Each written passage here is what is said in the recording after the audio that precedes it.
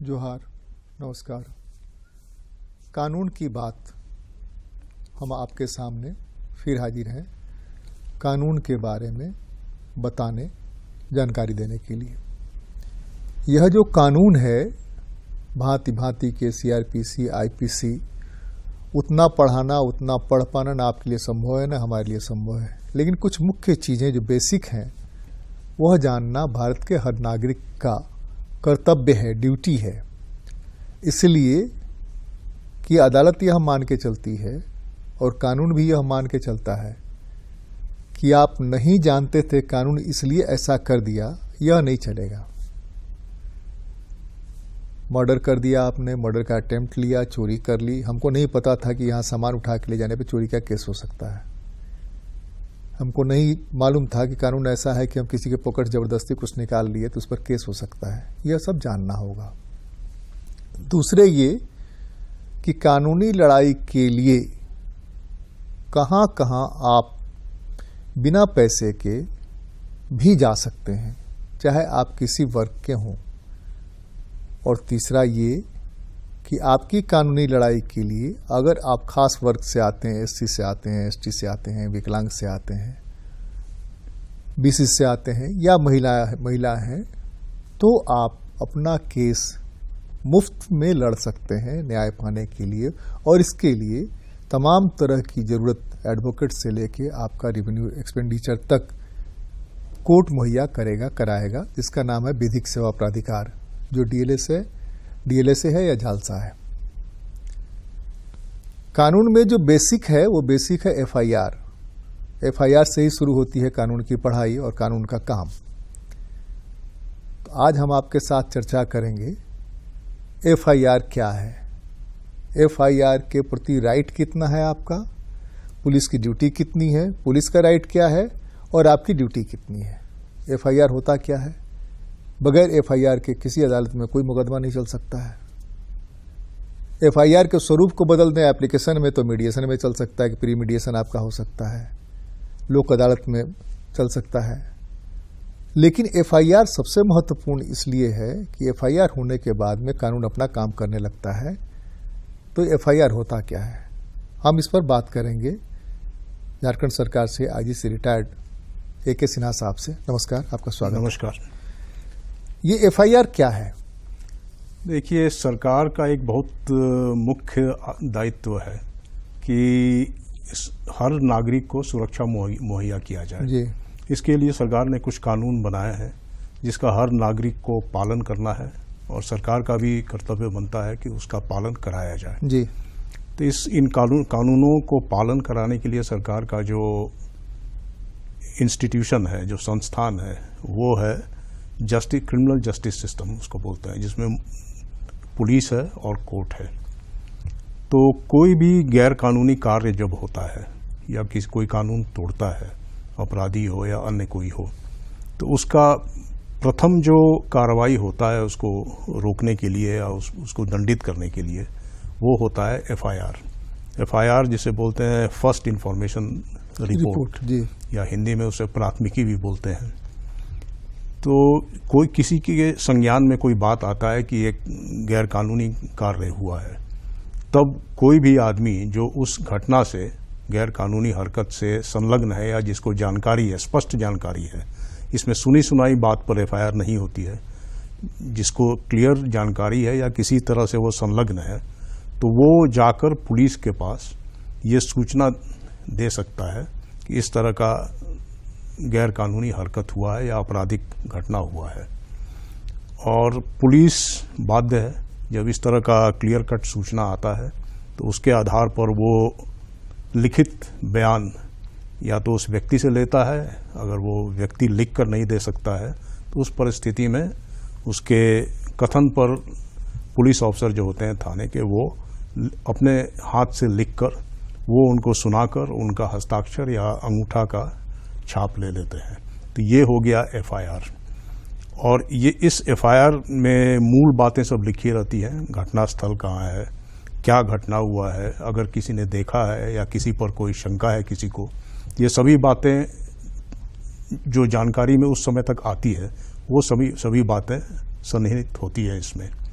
और इस एफआईआर का एक प्रति पुलिस को जो मुद्दई है, जो कंप्लेनेंट है, उसको देना है और एक प्रति जो है कोर्ट में भेज दिया जाता है अग्रतर कार्रवाई के लिए। और एफआईआर जो है पुलिस कार्रवाई का प्रारंभिक स्टेज है। उसमें दिए गए तथ्य को अब पुलिस इसमें फर्दर जांच करती है, जांच कहिए अनुसंधान करती है। उसका उद्देश्य है कि ये सही है या नहीं है घटना, अगर सही है तो ये किसने किया है, कौन इसके लिए जिम्मेवार है, और अगर जिम्मेवार व्यक्तियों का पता करना, और अगर पता चल जाता है तो उनके खिलाफ साक्ष्य एकत्रित करना, क्योंकि अल्टीमेटली कोर्ट में जाके ट्रायल होगा और ट्रायल के समय साक्ष्य ही सबसे महत्वपूर्ण होता है किसी के। और साक्ष्य जो है अनेक प्रकार के होते हैं। मुख्य होता है मौखिक साक्ष्य, किसी को जानकारी है, किसी ने देखा है तो वो पुलिस अफसर के सामने अपना बयान देता है कि मैंने ये देखा, वो देखा, इस तरह से हुआ। और दूसरा होता है जो धीरे धीरे, जो बहुत इंपॉर्टेंट वो भी है, वो है फोरेंसिक एविडेंस।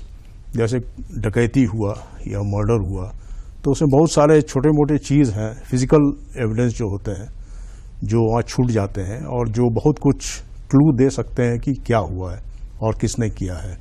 जैसे ब्लड स्पॉट हुआ मर्डर के केसेस में, डकैती में फिंगरप्रिंट हुआ इत्यादि, और बहुत सारी चीज़ें हैं। तो ये सभी को एकत्रित किया जाता है। और इसके बाद तीसरा एक है, वो सर्कमस्टेंशियल एविडेंस बोलते हैं उसको, कि कोई एक घटना हुआ है, उससे बहुत सारे तार जुड़े रहते हैं कि अगर किसी पर शंका है कि ये इस व्यक्ति ने ये घटना किया है, तो वो व्यक्ति, मान लीजिए उसके बारे में जानकारी प्राप्त होता है कि वो व्यक्ति घटनास्थल के आसपास देखा गया था या गया था, तो ये हो गया सर्कमस्टेंशियल एविडेंस। ये सभी एविडेंस जब कलेक्ट हो जाता है तब पुलिस अपने एक कंक्लूजन पर निकलती है कि घटना क्या हुआ, कौन कौन सा कानून इसमें तोड़ा गया, कौन कौन इसमें एक्यूज्ड हैं जिन्होंने इस घटना को किया है। और एक्यूज्ड बर्डन ऑफ प्रूफ जो होता है सरकार ये होता है, पुलिस पर होता है कि आपको सिद्ध करना है कि ये आदमी जिम्मेवार है। और ये सभी एविडेंस जब कंप्लीट हो जाता है तब फिर सीआरपीसी का धारा 173 है, जिसके अंतर्गत वो चार्जशीट फाइल करते हैं कि ये सभी एविडेंस देते हुए, और उस चार्जशीट को कोर्ट में भेजते हैं। एक बाध्यता ये भी है कि चार्जशीट जो है वो 2 महीने के अंदर फाइल करना है, या कुछ केसेस में 3 महीने के अंदर फाइल करना है। नहीं अन्यथा एक्यूज्ड को अगर चार्जशीट समय पर नहीं जाता है तो उसको बेल मिल जाता है। तो इसलिए कोशिश होता है कि इसी समय के अंतर्गत ही चार्जशीट को फाइल। एफआईआर और सनहा में फर्क क्या है? सनहा होता है कि जब एफआईआर का मटेरियल से एफआईआर नहीं बनता है या सिद्ध नहीं होता है, तब सनहा एक जनरल कोई घटना हुआ है कि पता चला है कि फलना फलना एरिया में मारपीट हुआ है 2 व्यक्तियों में या कुछ व्यक्तियों में। तो ये चूंकि सुनी सुनाई बात है और क्लियर नहीं है, तो पहले इसका सनहा दर्ज किया जाता है। मैंने सूचना है जो पुख्ता नहीं है, हाँ, पुष्ट नहीं है, तो अपुष्ट सूचना को जनरल डायरी बोलते हैं या सनहा बोलते हैं। वो एंट्री कर दिया जाता है और उसका भी जांच होता है। फिर कोई पुलिस अफसर जाता है वहाँ जहाँ की बात बताई जाती है और वहाँ जाके देखता है कि हुआ है कि नहीं। अगर कुछ पुख्ता मिलता है सूचना तो उसके आधार पर फिर से एफआईआर दर्ज किया जाता है। एफआईआर जो है, एफआईआर करना पड़ता है या पुलिस सुओ मोटो भी करती है? पुलिस सुओ मोटो भी करती है, वो डिपेंड करता है। बहुत सारे इसमें और चीज़ है, जैसे आपने अभी महिलाओं के बारे में चर्चा किया, तो यथासंभव जब महिला हो, विकलांग हो या कम उम्र के लोग हो, तो उनके पास उनको एफआईआर दर्ज करने के लिए थाने पर आने की आवश्यकता नहीं है। तो पुलिस अफसर जो है उनके घर पर या जहाँ भी रहते हैं वहाँ जाकर उनका बयान लेकर एफआईआर दर्ज कर सकती है। और कुछ ऐसे घटने होते हैं जैसे दंगा हुआ कहीं या मारपीट हुआ, तो उसमें अगर कोई पार्टी नहीं आता है पुलिस के पास और पुलिस को स्पष्ट सूचना है कि ये हुआ है, तो पुलिस सुओ मोटो भी एफआईआर कर सकती है। कोई भी पुलिस ऑफिसर इस सूचना के आधार पर एफआईआर कर सकता है। और हमने बात किया कि ये सत्य एफआईआर में एक और प्रावधान है कि कोई अगर झूठा एफआईआर दर्ज करता है तो उसमें फिर एक धारा 182 ऑब्लिक धारा 211 में झूठा एफआईआर दर्ज करने के लिए प्रोसिक्यूशन किया जा सकता है उस व्यक्ति का जिसने ये फाइल किया है। ये भी एक दूसरा पहलू है। एक सुप्रीम कोर्ट का भी वर्डिक्ट आया कि हेट स्पीच के मामले में कोई आए ना आए, पुलिस सुओ मोटो एफआईआर दर्ज करे और कार्रवाई करे। ये क्या है? ये है और कि इस तरह के कितने मामले हैं, जैसे कि हमारे बोलने की आजादी हमको संविधान से मिलती है, जिसको कि हम कहते हैं राइट टू स्पीच। तो राइट टू स्पीच जब मिला हुआ है तो हमारा स्पीच का राइट कहाँ खत्म हो जाता है, बाउंड्री क्या है? एक कहावत है कि हमको उतना ही बोलना है जितना कि हम सुनने की क्षमता रखते हैं, यानी कि हमारे बोलने से अगर दूसरा कोई प्रभावित हो रहा है तो उसको रोकना चाहिए, और समाज टूटता है तो एकदम रोकना चाहिए। तो क्या है इसमें हेट स्पीच? इसमें एक बहुत पुराना कहावत है, एक पुराना फ्रेंच फिलोसोफर था वोल्टेयर। उसने कहा था कि my freedom to swing my arms end where your nose starts. Okay. तो हमारा फ्रीडम ऑफ स्पीच जो है उसमें कुछ कुछ कर्टेलमेंट भी किया हुआ है। आईपीसी में भी बहुत सारे सेक्शन है, कुछ सेक्शन है जिसको हेट स्पीच में गिना जा सकता है कि ऐसा कुछ अगर आप बोलते हैं जिससे कि वो दो कम्युनिटी में या दो अलग अलग वर्ग में हेट शुरू हो या आपसी मनमुटाव हो जाए, तो उसको भी रोकने के लिए कुछ इस तरह के कर्टेलमेंट किए हुए हैं। तो जो भी कथन है वो अगर इस तरह जो ये सेक्शन है इसको अगर वायलेट करता है तो ऑब्वियसली ये तो गैर कानूनी है, तो उसमें प्रोसिक्यूशन किया जा सकता है। राइट टू स्पीच एब्सोल्यूट नहीं है, या कोई भी राइट एब्सोल्यूट नहीं है। जी जी जी बिल्कुल। जहां आपके राइट से दूसरे के राइट का हनन होता है वहां आपका राइट खत्म हो जाता है और आप पर कार्रवाई हो सकती है। यही है क्या? जी हाँ, जी हाँ, बिल्कुल बिल्कुल। ताकि माने सोशल हार्मनी बना रहे और लॉ एंड ऑर्डर बना रहे, उसको सुनिश्चित करने के लिए ये सब बाधाएं दिया हुआ है। अब सोशल मीडिया आजकल आ गया है, सोशल मीडिया पर जिसको जो मन करता है लिख देता है, जिसको जो मन करता है पोस्ट करता है या फॉरवर्ड कर देता है। वह भी इस दायरे में आता है क्या कि उसके खिलाफ पुलिस प्रशासन एफआईआर? बिल्कुल आता है। ये फ्रीडम ऑफ स्पीच जो है, स्पीच बहुत ब्रॉड टर्म है। स्पीच बोलना भी हो सकता है, लिखना भी हो सकता है, कोई वीडियो बनाना भी हो सकता है, कुछ भी हो सकता है, या फोटो बना के डालना सोशल मीडिया में, ये सभी को कवर करता है। तो जहां भी इस तरह का कोई चीज़ है सोशल मीडिया पर जिससे कि ये लॉज वायलेट होता है तो उसमें पुलिस कार्रवाई करती है। तो एफआईआर के दायरे में आता है क्या? पुलिस एफआईआर करेगी या इंतजार करेगी कोई कंप्लेन करे तब हम एफआईआर?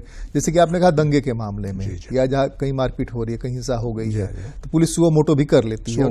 हाँ, इस तरह से जो ये सोशल मीडिया पर, या हमारे पास सोशल मीडिया नहीं, अखबार ही है, टीवी ही है, तो हमको कुछ भी दिखाने, कुछ भी लिखने का राइट है क्या? कुछ भी नहीं। आप माने डिफेमेटरी कोई बात, कोई आप ये डिफॉर्मेटरी क्या है? नहीं, डिफेमेटरी एक्चुअली हो गया उसका वो सिविल ये है, तो उसमें सिविल कार्रवाई होता है। लेकिन एक होता है जिसमें कि जो बताया कि जो लॉज जिसके लिए बना हुआ है कि आप ऐसा कुछ नहीं लिख सकते हैं या नहीं बोल सकते हैं जिससे कि दो सेक्शन में, दो व्यक्तियों में, दो कम्युनिटी में आपसी मनमुटाव हो जाए या किसी को कोई आहत हो और जिससे रिएक्शन भी हो सकता है, तो उस स्थिति में पुलिस कार्रवाई करने को। विभिन्न तरह की घटनाएं आमतौर पर धरना प्रदर्शन के दौरान होती रहती हैं और धरना प्रदर्शन के दौरान कोई एफआईआर लॉन्च कराने जाता नहीं है और उसमें समाज का, सरकार का बहुत नुकसान हो जाता है। अब मणिपुर की घटना लें या इसके पहले यहाँ पर घटना घटी थी पिछले साल, जिसको हाईकोर्ट को अंततः उसको सुओ मोटो रिट मान के चलना पड़ा, आगे कार्रवाई करनी पड़ी। इन तरह की स्थितियों में पुलिस की क्या बाध्यता होती है? कोई एफआईआर नहीं करती है और वेट करती है कोई आकर के एफआईआर करे, या कह देती है कि नहीं हमारे पास तो कोई एफआईआर है ही नहीं, हमारे पास तो कोई सनहा नहीं। अगर पुलिस को स्पष्ट सूचना है इस तरह का कोई घटना हुआ है तो उस स्थिति में सुओ मोटो एफआईआर कर सकती है पुलिस। और दूसरे ये होता है कि इस तरह के मामलों में जब चार्जशीट सबमिट होता है तो कोर्ट में जाकर के जो पुलिस ने, जिस मजिस्ट्रेट ने वो देखा था, वो भी बयान से बदल जाता है। अब वैसी स्थिति में खास करके पॉलिटिकल मामलों में एक तो एफआईआर होते नहीं है, और एफआईआर हुए और वहाँ पर वो डिजोन कर गया कि नहीं हमने ऐसा कुछ कहा नहीं, पूछिए कौन गवाह है, और वहाँ पता चला कि वो कहीं बड़े पोस्ट पर चला गया है या बड़े पोस्ट पर जा सकता है या कुछ नुकसान कर सकता है, फट से बदल गए, उन स्थितियों में एफआईआर का क्या मायने मतलब है? देखिए, ये होता है कि अल्टीमेट जो डिसीजन होता है कोई भी क्राइम में दंडित करना या नहीं दंडित करना, वो कोर्ट में होता है बेस्ड ऑन अवेलेबल एविडेंस। जी, जैसे मैंने बताया कि सबसे इम्पॉर्टेंट एविडेंस मूलतः होता है ओरल एविडेंस, किसी ने देखा या किसी ने किसी और तरीके से उसको जानकारी मिला तो वो जाके बोलता है। तो ऐसा हो सकता है कि पुलिस के सामने बताया और दर्ज किया गया, उसके आधार पर चार्जशीट हो गया। ये भी हो सकता है कि बहुत सारे कारण हैं, कोई प्रेशर होगा या डिले के चलते कि बहुत हो गया, समय हो गया, इंटरेस्ट खत्म हो गया। ये अक्सर होता है कि लोग वहाँ जाके फिर हॉस्टाइल होते हैं, उसको बोलते हैं हॉस्टाइल विटनेस। तो ये इस तरह का पाया जाता है। तो इसके लिए ज़रूरी है कि हर काम त्वरित अगर हो तो इसकी विटनेस के हॉस्टाइल होने का संभावना कम होता है। ये एक बेस्ट आइडिया है कि अगर त्वरित होगा तो हॉस्टाइल होने की गुंजाइश कम होगी। लेकिन जिस मजिस्ट्रेट ने यह कंप्लेन दर्ज कराई, एफआईआर दर्ज कराई कि ऐसी ऐसी घटना घटी और उसमें फला लोग शामिल थे, वो मजिस्ट्रेट जानता तब उसने नाम लिया, और वो मजिस्ट्रेट जाकर के मजिस्ट्रेट के यहाँ, जुडिशियल मजिस्ट्रेट के यहाँ बदल जाता है कि हॉस्टाइल हो, तो उसमें एक्शन कैसे नहीं होता है? ऐसा जनरली नहीं पाया जाता। जनरली पॉलिटिकल मामलों में जनरली जो सरकारी जो गवाह है, पुलिस अफसर है, कोई और है, तो वो जनरली आते नहीं, तो वो अगर वो तो दूसरा इशू है। वो अगर बदलते हैं जाके अपना ये, तो उन पर डिपार्टमेंटल कार्रवाई होती है।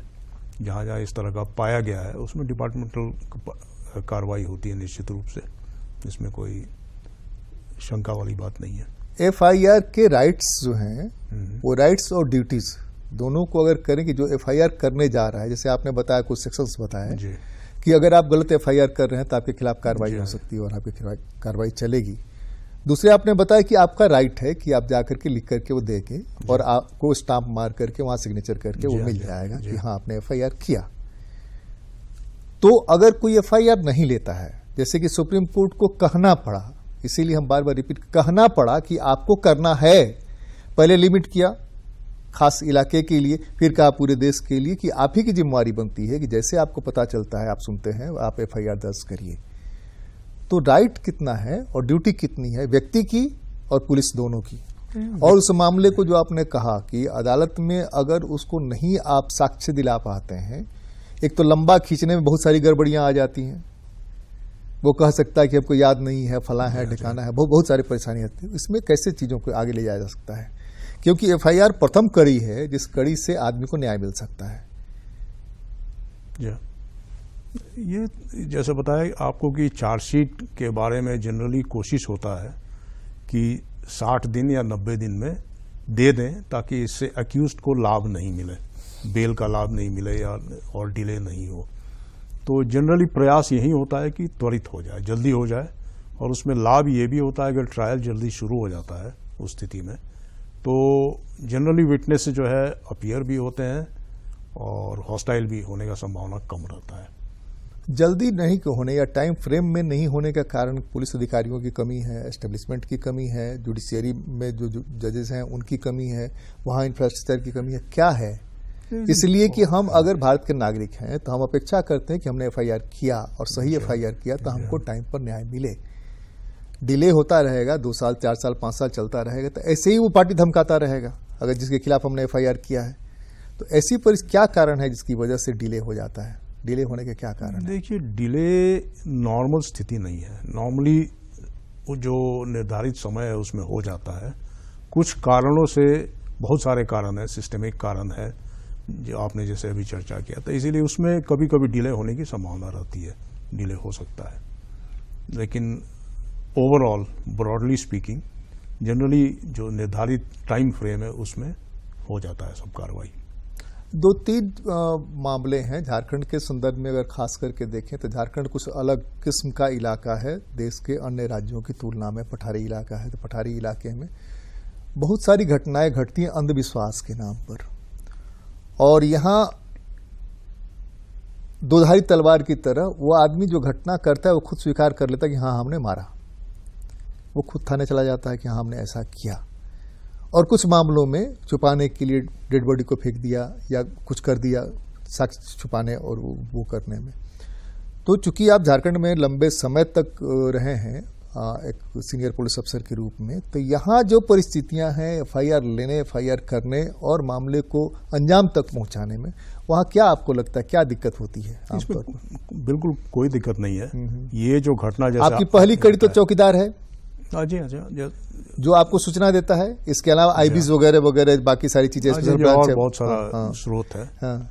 ये इस तरह का जो घटना है बताया कि अंधविश्वास के कारण हत्या हो गई या कोई और घटना हो गया, तो ये सभी घटना के लिए अलग अलग कानून बने हुए हैं आईपीसी में। खास करके ये क्लियर कट है, किसी की हत्या होती है तो क्लियर कट वो मर्डर में आ जाता है और उसी आधार पर कार्रवाई शुरू होता है या कार्रवाई होता है, या कोई भी घटना है सब इंक्लूडेड है कोई ना कोई लॉ में। नहीं, सूचना आमतौर पर जहां ग्रामीण इन्वॉल्व रहते हैं तो गांव, जैसे डाइन वाले मामले में पूरा का पूरा गांव इन्वॉल्व है, प्रधान से लेकर मुखिया जी तक इन्वॉल्व हैं, इसलिए कि उनके दिमाग में भी वही चीज घुसा हुआ है। वहां एफआईआर करना और एफआईआर से इन्वेस्टिगेट करके गवाह खोज करके लाना और उसको अंजाम तक पहुंचाना कैसे संभव है? संभव है, जैसे बताया ना आपको कि एक होता है जैसे बहुत तरह के एविडेंस होते हैं, तो जैसे ये इसमें कठिनाई हो सकता है ओरल एविडेंस में। कोई होता है कि अगर सभी सम्मिलित हैं तो कोई सामने नहीं आएगा बोलने के लिए, लेकिन उसके आगे होता है फोरेंसिक एविडेंस कि फिजिकल एविडेंस, छोटे छोटे बहुत सारी चीज़ होते हैं। तो और नेक्स्ट होता है सरकमस्टेंशियल एविडेंस। तो जनरली इस तरह का जब घटना होता है, गंभीर घटना, तो उसमें उतना एविडेंस पर्याप्त हो जाता है जिसकी आदमी प्रोसिक्यूट करके चार्जशीट भेज सके कोर्ट में। कोर्ट में चार्जशीट तो आप भेजते हैं, हम ये कह रहे हैं कि चार्जशीट भेजना सिर्फ नहीं ना है, फिर गांव में से गवाह खोजना और गवाह को ले जाना। सिर्फ परिस्थिति जन्य साक्ष्य के आधार पर तो उसको नहीं हो जाएगा, सजा नहीं हो जाएगी, वो खोजना और खोज करके ले आना। तो आपका जो पहली कड़ी है, चौकीदार है या दफादार है या जो भी ABCD XYZ है, तो ये लोग आता है गवाही के लिए, क्या ये लोग बताता है? क्या आता है, वो लोग भी आता है, बिल्कुल आता है। अच्छा, जिसी को भी उस घटना के बारे में कुछ जानकारी है, खास करके और इस तरह के हैं चौकीदार हैं, दफादार हैं, ये तो निश्चित रूप से जाते हैं और बताते हैं क्या बात है। और अगर कोई मटेरियल एविडेंस नहीं है, मटेरियल सेंस की कोई ओरल एविडेंस अगर नहीं है, कोई ऐसे जगह में हुआ या कोई था ही नहीं, फिर भी तो उसमें फोरेंसिक एविडेंस अगर पर्याप्त है और सपोर्टेड बाय सर्कमस्टेंशियल एविडेंस, उसे भी कन्विक्शन हो सकता है। एक थोड़ा सा हटके लेकिन इसी से जुड़ा हुआ वो है साइबर क्राइम का मामला। साइबर क्राइम के मामले में जो भेजता है और जिसके पास आता है, ये दो लोग जानता है, तो उसमें पुलिस अगर गवाह खोजेगी तो गवाह कहाँ से लाएगा?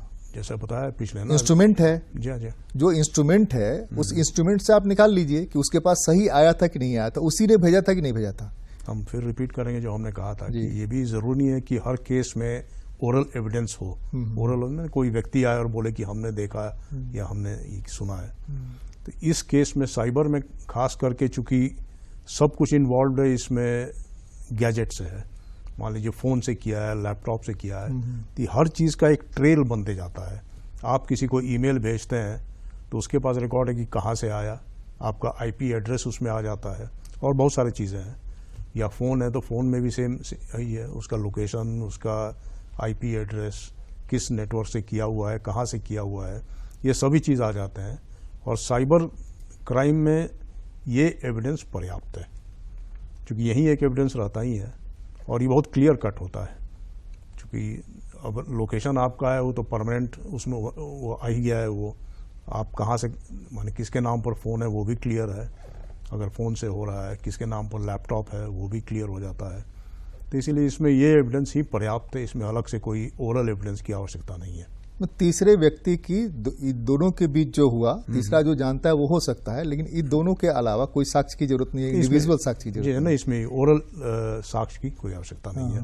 ये जो फोरेंसिक साक्ष्य है यही पर्याप्त होता है। एक और चीज जो